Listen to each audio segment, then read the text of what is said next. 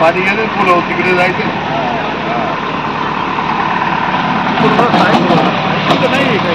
आहे तिथे एक चंबर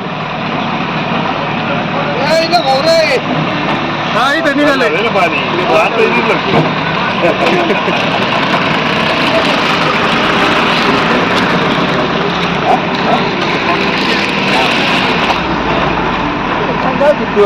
काय मग गटर नाही त्या 3 दिवसांचा परिपाक असा आहे की सातत्याने पाण्याच्या पातळीमध्ये वाढ होते. आता पुलावून पाणी गेले, नेवकर पुलावून पाणी गेले, मेहर पुलावून पाणी जाते आणि अजूनही पावसाचं प्रमाण कमी व्हायचं चिन्ह दिसत नाही. आपल्या सगळ्या नारायणगावकर किंवा नदी क्षेत्राच्या बाजूने जी काही सगळी आपली समाज व्यवस्था राहते त्या सगळ्यांना विनंती आहे की नदी क्षेत्रामध्ये आपण कोणत्याही कारणास्तव जवळ पाण्याच्या जवळ जाऊ नये. पाण्याला प्रचंड वेग आहे. त्याचबरोबर तरुणांना सुद्धा विनंती आहे की आपण कोणत्याही स्वरूपात तिथं पोहायला जायचं धाडस करू नये. एखादा पाय गुंतला किंवा पाय अडकून पडला तर कदाचित वेगळा काही घटना घडू शकते. आपल्या सगळ्यांना विनंती आहे, काळजी घ्या.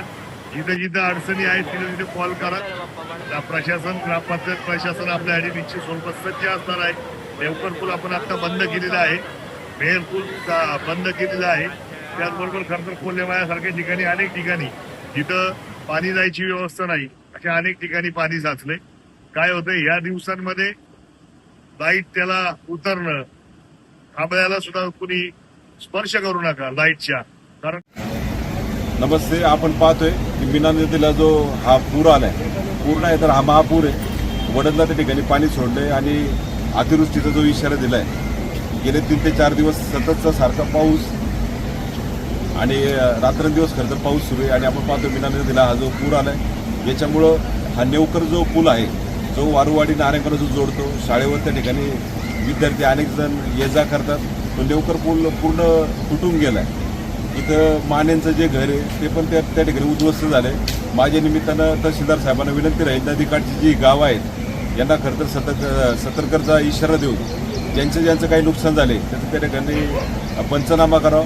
पण तत्पूर्वी सगळ्या नागरिकांनी खरं तर काळजी घ्यावी.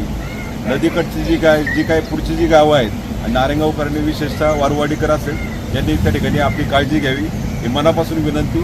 कृपया नेवकर पुलाच्या बाजूने किंवा वारुवाडी ग्रामपंचायत बाजूने कोणी येऊ नका, ही आमची कळकळीची विनंती.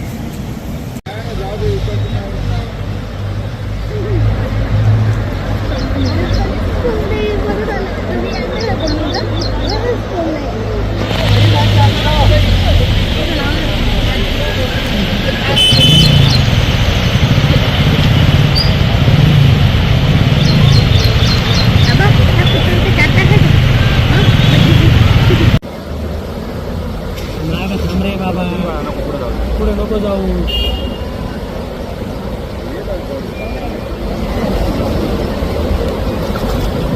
जास्त पुढे आलं गाडी, हो गाडी निघणार बरोबर चालू पुढून.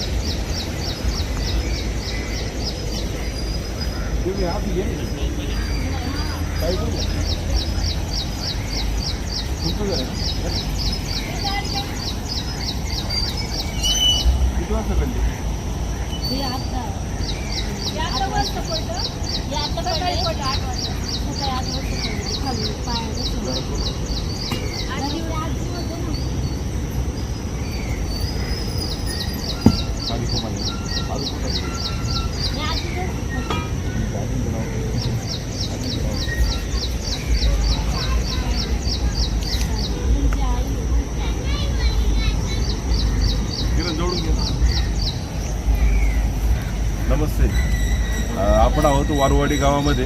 आपण पाहतोय की मीना नदीला जो पूर आला आहे त्याच्यामुळं जे नदीकाठची जी गावं आहे, जी घरं आहेत, हे सारिका माने यांचं घर आहे आणि आपण पाहतो की पूर्ण घर उद्ध्वस्त झालं आहे.